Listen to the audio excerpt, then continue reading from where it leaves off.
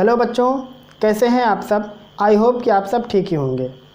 आज से हम लोग शुरू कर रहे हैं बहुपद का चैप्टर 2A। और इस चैप्टर को सॉल्व करने से पहले मैं आपको कुछ बात बताता हूं जिसको आप अपने दिमाग में रखिए। जैसे बहुत सारे बच्चों के दिमाग में ये प्रश्न चल रहा होगा कि किस लेखक की किताब से ये प्रश्न सॉल्व किया जा रहा है, क्योंकि ढेर सारे लेखक हैं यहाँ पर। जैसे यूपी बोर्ड के हो गए, बिहार बोर्ड के हो गए, अलग अलग एक एक बोर्ड में पता नहीं कितने सारे राइटर्स की किताब चलती है। तो बहुत सारे बच्चों के दिमाग में ये प्रश्न चलता है कि जो प्रश्न सॉल्व किया जा रहा है वो किस लेखक की किताब से है। तो किसी भी लेखक की किताब का प्रश्न हो, आपको करना क्या है, आपको अपना कॉन्सेप्ट मजबूत रखना। प्रश्न कहीं के भी हों, किसी भी लेखक के हों, अगर आपका कॉन्सेप्ट मजबूत है तब तो आप सॉल्व कर पाएंगे। तो यहाँ पे मैं आपसे अनुरोध करता हूँ कि जो भी प्रश्न यहाँ पर लिखे जाएं, बोर्ड पर जो भी प्रश्न हैं, आप उनको सॉल्व कीजिए, उनको लगाइए। हाँ, अगर इससे भी अगर कोई प्रश्न आपको और बेहतर मिलता है, आप उसमें प्रयास करते हैं, असफल हो जाते हैं, नहीं लगा पाते हैं, तो डिस्क्रिप्शन में हमारा ईमेल आईडी है, उस पर उस प्रश्न को आप भेज दीजिए, हम आपको उसका जवाब ज़रूर पहुंचा देंगे। फ़िलहाल ज़्यादा समय ना गंवाते हुए शुरुआत करते हैं आज की टॉपिक। और ये है आपका चैनल सीक्रेट S5 ट्यूटोरियल और मैं यश खान आपका स्वागत करता हूं अपने इस चैनल में। तो शुरुआत कर रहे हैं प्रश्न क्रमांक 1 से। पहला प्रश्न है, किसी बहुपद Px के लिए y = Px का ग्राफ नीचे दिया गया है। प्रत्येक स्थिति में Px के शून्यकों की संख्या ज्ञात कीजिए। तो यहाँ पे जो हमको शून्यक निकालना है वो किसके लिए निकालना है, x के लिए। अगर आपने पॉलिनोमियल का इंट्रोडक्शन वाला वीडियो नहीं देखा है तो मैं तो आपसे कहूँगा कि आप पहले उसको देखो, क्योंकि जब आप उसको देखोगे तो आपको पॉलिनोमियल का एक एक अंग पता हो जाएगा। तो फिर उसके बाद आपको सवाल लगाने में बिल्कुल ज़रा सी भी हिचक नहीं होगी। फ़िलहाल हम यही सोच रहे होंगे कि आप शायद वो वीडियो देख के ही आए होंगे। तो हमको जिसका निकालना रहता है शून्यक, जैसे यहाँ Px लिखा है तो हमको किसका निकालना है, x का। हमको ये देखना है कि ग्राफ जो है वो x अक्ष को कहाँ कहाँ कट कर रही है। तो अब देखिए, ये ग्राफ x अक्ष को कहीं नहीं कट कर रही है, जहाँ जहाँ कट करती है वहाँ वहाँ पर होते हैं शून्यक। तो अगर ये वाले ग्राफ x, क्योंकि x यही है, ये वाले ये ग्राफ x को कहीं नहीं कट कर रही है, तो इसमें क्या लिखेंगे, शून्यकों की संख्या बराबर 0। इसमें अगर देखो तो इसमें ग्राफ ये जो लाइन जा रही है केवल x अक्ष को एक जगह पे कट कर रही है, तो इसमें शून्यकों की संख्या लिखेंगे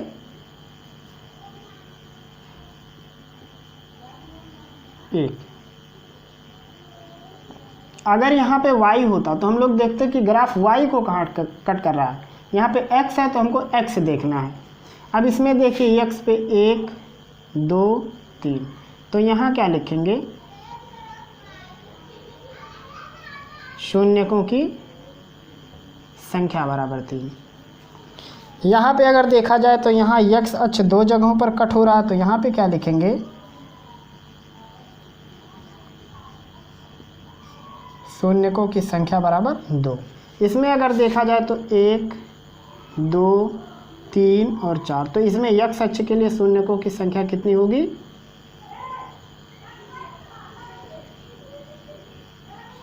4।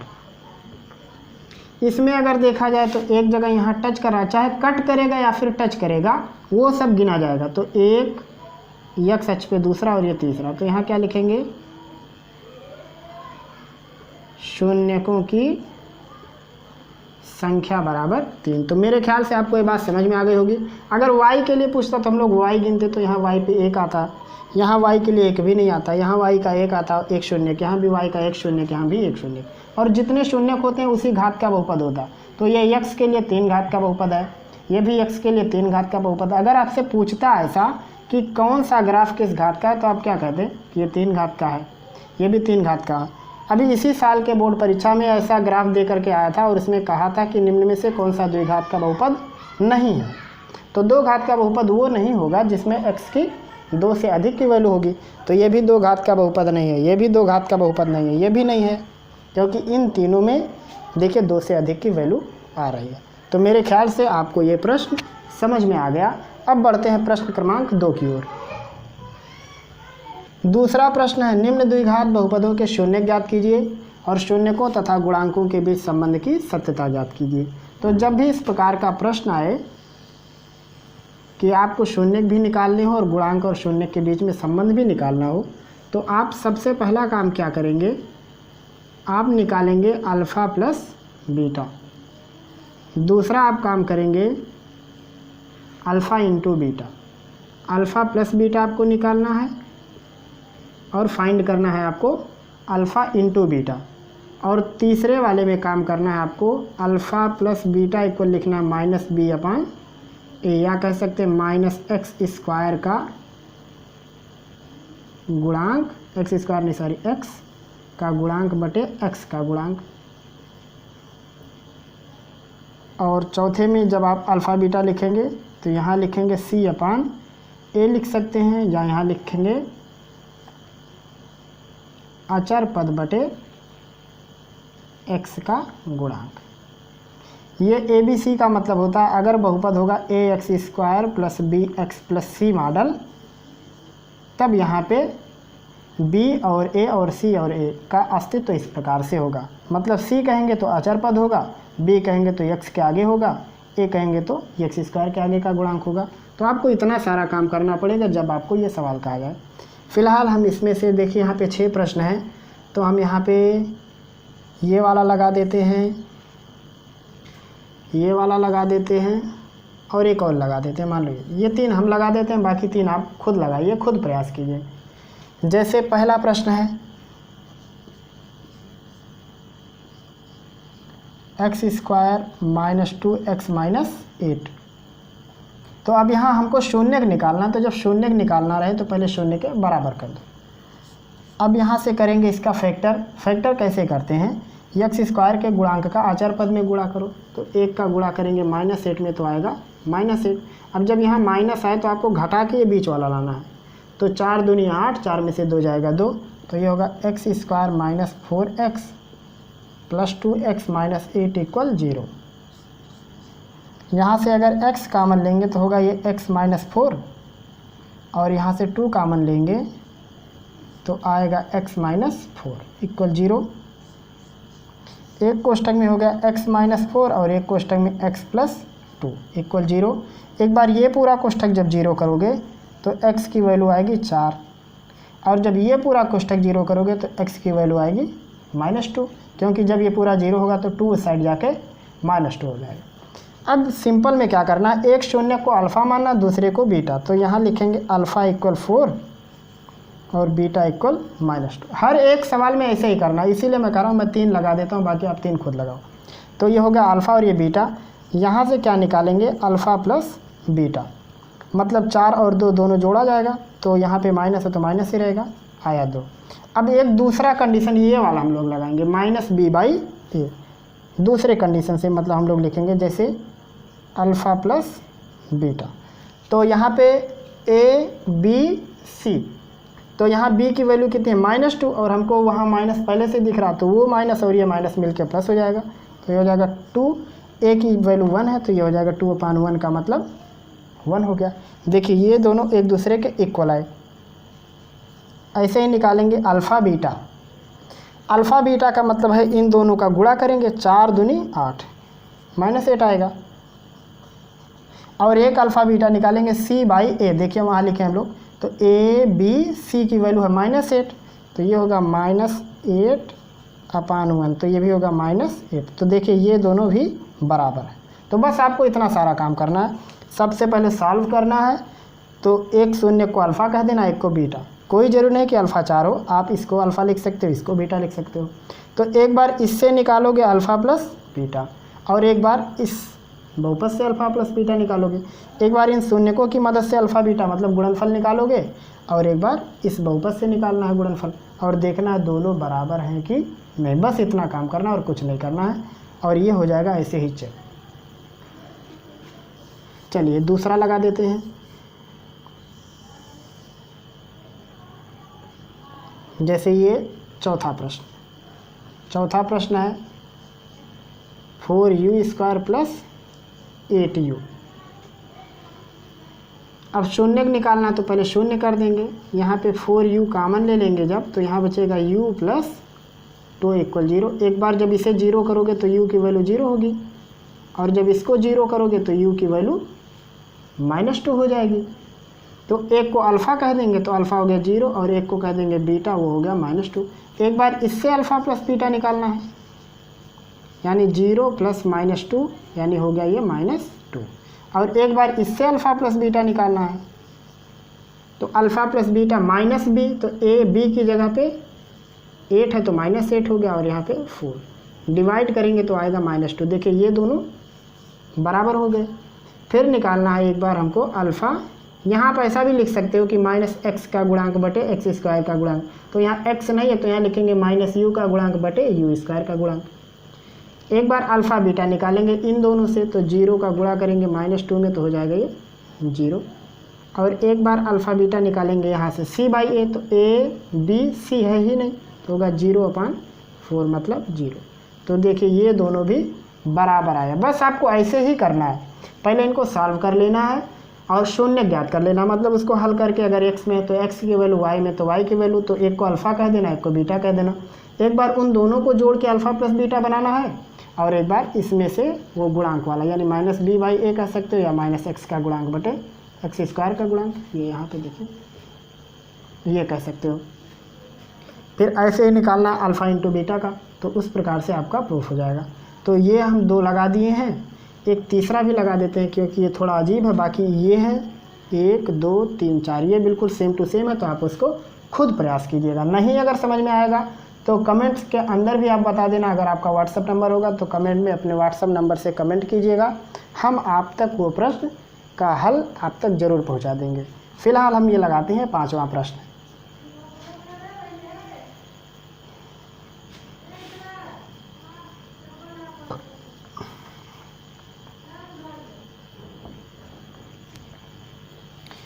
ये 5वां प्रश्न हम लोग ले लेते हैं, ये है t² - 50। तो अब यहाँ अगर शून्य निकालना तो इसको शून्य के बराबर कर देंगे। यहाँ से t² इक्वल होगा 15, तो t इक्वल होगा ±√15। तो एक को अल्फ़ा कह देंगे मान लो प्लस वाले को, और बीटा कह देते हैं माइनस वाले, क्योंकि यहाँ पे 2 शून्य होंगे। एक बार यहाँ से निकालेंगे अल्फ़ा प्लस बीटा, मतलब इन्हीं दोनों को जोड़ के, तो होगा ये √15 माइनस √15 और कट के आएगा 0। एक बार यहाँ से निकालते हैं हम लोग अल्फ़ा प्लस बीटा, तो होता है ये -b, तो -b का मतलब ये t² है तो t का गुणांक होना चाहिए और वो है ही नहीं, तो यहाँ कितना हो जाएगा 0/1 बराबर 0। ये दोनों देखे एक दूसरे के इक्वल आए। एक बार क्या करना है अल्फ़ा इंटू बीटा निकालना है, मतलब अचर पद, तो अचर पद तो यहाँ है -15, लेकिन उससे पहले चलो यहाँ निकाल लेते हैं हम लोग इससे अल्फ़ा बीटा। तो इन दोनों का जब गुणा करोगे तो √15 और -√15, अंडर रूट कैंसिल हो जाएगा क्योंकि दोनों के अंदर एक जैसा अक्षर है, तो यहाँ हो जाएगा -15। और जब यहाँ से निकालेंगे हम लोग अल्फ़ा बीटा तो होता है ये अचर पद, तो अचर पद है यहाँ पे -15 और यहाँ हो जाएगा t² का गुणांक, क्योंकि सब t में लिखा हुआ तो वह 1, यह आएगा -15। तो आप देख रहे हो कि ये दोनों भी वैल्यू बराबर हुआ, तो यहाँ इस प्रकार से ये सिद्ध हो जाता है। आपको लिखना भी नहीं है, आप चाहो तो ऐसा भी लिख सकते हो कि चूँकि शून्यकों का अलग अलग योगफल एवं अलग अलग गुणनफल बहुपद के शून्यकों एवं गुणनफलों के, ऐसा लिख सकते हो कि बहुपद के शून्यकों के योगफल और बहुपद के शून्यकों के गुणनफल के बराबर है। आप ऐसा लिख भी सकते हो और नहीं भी लिखोगे तब भी ये 100% करेक्ट है। तो बाकी वो 3 प्रश्न आप स्वयं हल कीजिएगा। तीसरा प्रश्न है 1 द्विघात बहुपद ज्ञात कीजिए जिसके शून्यकों का योग व गुणनफल क्रमशः दिए गए हैं। तो एक में ये योगफल दिया और एक में गुणनफल।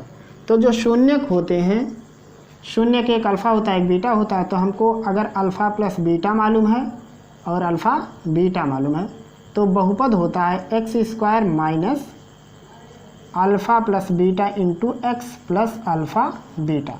ये होता है बहुपद का फार्मूला कह सकते हैं इसको। अगर यही द्विघात समीकरण में होता तो आगे बराबर 0 कर देते। इसी को ऐसा भी लिख सकते हैं कि x² माइनस शून्यकों का योग इंटू x प्लस लिखेंगे शून्यकों का गुणनफल, ऐसा भी लिख सकते हैं हम लोग। तो यहाँ ये पहला वाला है, इसको पहले हम लोग सॉल्व करेंगे। इसमें दिया 1/4 कामा -1। सवाल में कहा पहला वाला योगफल है, तो पहला है समझ लो अल्फ़ा प्लस बीटा, दूसरा वाला गुणनफल है तो इसको कहेंगे अल्फ़ा और बीटा, ये है -1। अब बहुपद होता है x² माइनस, यहाँ लिख भी सकते हैं द्विघात बहुपद बराबर x² माइनस शून्यकों का योग यानी alpha plus beta into x plus alpha beta. यहाँ से हो गया ये x² minus alpha plus beta की वैल्यू 1/4x, अल्फ़ा बीटा की वैल्यू -1 है तो यहाँ लिख देते हैं -1। ये भी हो गया आंसर। किताब में यही कुछ ऐसा छापते हैं वो लोग, यहाँ नीचे कोई अंक नहीं छोड़ते हैं। तो आपको करना क्या है, इस 4 से मल्टीप्लाई जब कर दोगे ऑल ओवर सब में तो यहाँ से 4 फिनिश हो जाएगा। तो इसको ऐसा भी लिख सकते हो कि 4x² माइनस x माइनस 1, तब भी आपका प्रश्न सही है। ये भी सही है, ये भी सही। अक्सर आंसर में ये छपा हुआ रहता है। अगर आप ये भी लगा के आते हो तो आप बिंदास रहिएगा, क्योंकि ये भी और ये भी दोनों करेक्ट हैं। चलिए दूसरा है हमारा √2 कामा 1/3। यहाँ से अल्फ़ा प्लस बीटा हो गया √2 और अल्फ़ा बीटा हो गया 1/3, क्योंकि एक योगफल एक गुणनफल है। यहाँ से हमारा बहुपद होगा x² minus alpha plus beta into x plus alpha beta. ये हो गया x² minus alpha plus beta की जगह पे √2, तो ये होगा √2x, अल्फ़ा बीटा की जगह पे 1/3। इसको भी आंसर लिख सकते हो, चाहो तो 3 से गुणा कर दो तो होगा 3x² माइनस 3 √2x प्लस 1। ये भी आपका सही है, ये भी सही है। अगला प्रश्न ले लेते हैं। तो यहाँ तीसरा वाला जब लेंगे तो इसमें क्या है, अल्फ़ा प्लस बीटा 0 है और अल्फ़ा बीटा है √5। तो यहाँ से लिखेंगे x² minus alpha plus beta into x plus alpha beta. ये हो गया x² minus alpha plus beta की वैल्यू 0 है तो हो जाएगा 0x, अल्फ़ा बीटा की वैल्यू √5 को यहाँ हो जाएगा, तो 0 का गुणा x में करेंगे पूरा फिनिश, ये हो जाएगा x² प्लस √5। ये हो जाएगा इस प्रश्न का आंसर। ऐसे आप सब लगा सकते हो, एक मैं ये 5वां लगा देता हूँ।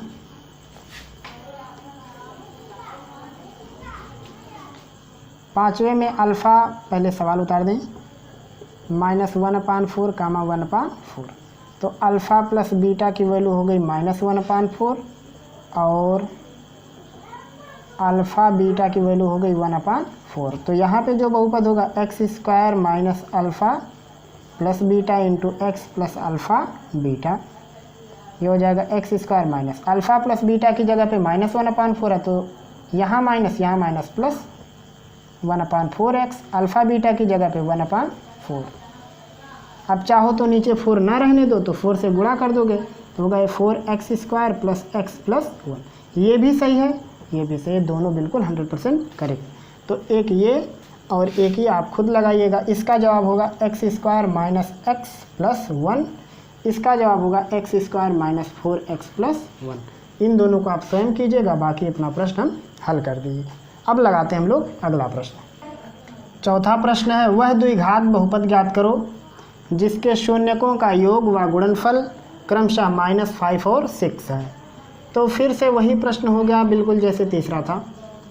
यहाँ पे अल्फ़ा प्लस बीटा दे दिया है -5 और अल्फ़ा बीटा दे दिया 6।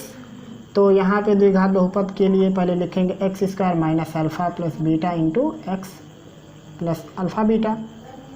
यहाँ से लिख सकते हैं x² minus alpha plus beta की जगह पे -5 और यहाँ पहले से माइनस तो हो जाएगा 5x, अल्फ़ा बीटा की जगह पे 6। ये हो जाएगा इसका आंसर। यहाँ पे भी दिया शून्यकों का योगफल, तो ये योगफल दिया है गुणनफल। तो यहाँ से अल्फ़ा प्लस बीटा हो गया √2 और अल्फ़ा बीटा हो गया -12। यहाँ से बहुपद के लिए फिर वही लिखेंगे x² minus alpha plus beta into x plus alpha beta. ये हो जाएगा x² minus alpha plus beta की जगह पे √2 लेंगे तो होगा ये √2x और अल्फ़ा बीटा की जगह पे -12। ये हो जाएगा इसका आंसर। लेकिन इन दोनों प्रश्नों में एक अंतर है, यहाँ पे आपको केवल बहुपद निकालना था, यहाँ कहा बहुपद के शून्य भी ज्ञात करो, मतलब अल्फ़ा और बीटा के अलग अलग वैल्यू ज्ञात करो। यहाँ तो दोनों मिला के हैं, जोड़ने पर √2, यहाँ दोनों का गुणा करके इतना आया, तो यहाँ हमको दोनों मिला के लेके आना है। तो कितना होगा देखिए कैसे निकालेंगे। तो यहाँ पर मैं आपको एक छोटा सा ट्रिक बता देता हूँ। अगर आपको अल्फ़ा प्लस बीटा और अल्फ़ा बीटा मालूम है तो आप निकाल लेना अल्फ़ा माइनस बीटा। अगर आपको अल्फ़ा माइनस बीटा और अल्फ़ा बीटा मालूम है तो आप निकाल लेना अल्फ़ा प्लस बीटा, ये काम कर देना।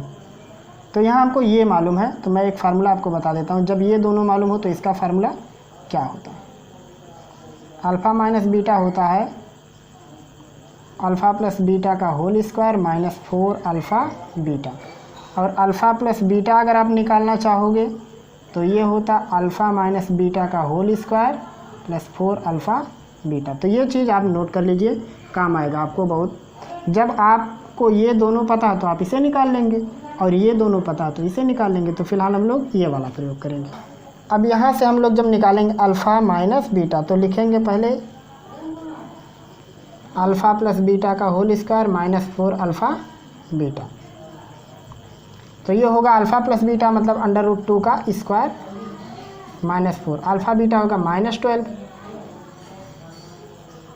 2 का √2 का स्क्वायर 2 और माइनस माइनस प्लस 12 चौको 48, 48 तो 50, 50 को लिखेंगे 5√2। प्लस माइनस दोनों में लिख सकते हो, लेकिन नहीं लिखोगे तब भी कोई फ़र्क नहीं पड़ेगा। तो आपके पास वैल्यू आ गई अल्फ़ा प्लस बीटा की √2 पहले से दिया था, मान लो इक्वेशन फर्स्ट, और अल्फ़ा माइनस बीटा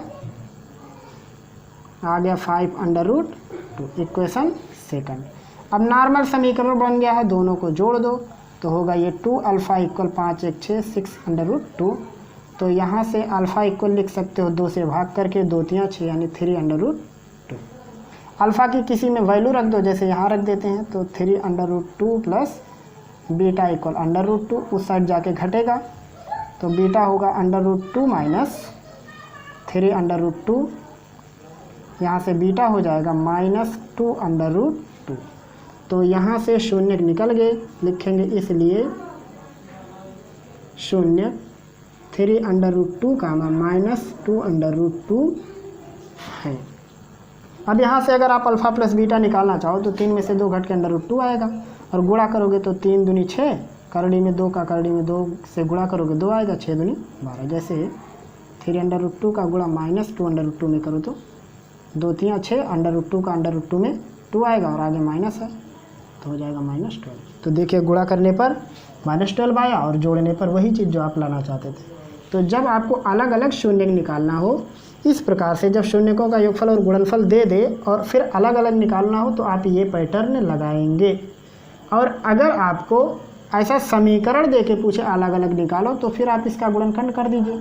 अभी जैसा हम कि इससे पहले वाले प्रश्न में कर रहे थे, जिसमें शून्य ज्ञात कीजिए और शून्यकों और गुणांकों के बीच में संबंध ज्ञात कीजिए, तो आप वैसा करेंगे।